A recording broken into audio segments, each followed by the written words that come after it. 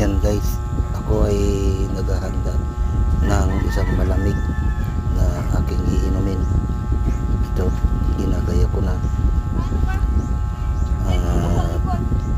Ito, inihanda ko na yung baso at yung malamig na aking iinumin. Ayan po, inihanda ko na rin.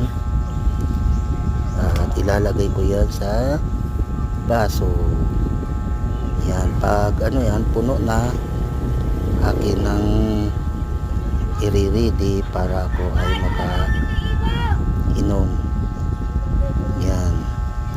At nung wala na mula, aking kinagat at aking ininom. Iyon, ang sarap, lamig-lamig talaga namang. Ang init kasi din kaya kailangan malamig ang inumin. Ayan. Napansin ko mayroon pa palang konting tira. Aking muling ilalagay yung laman dito sa baso para maubos na. Ayan,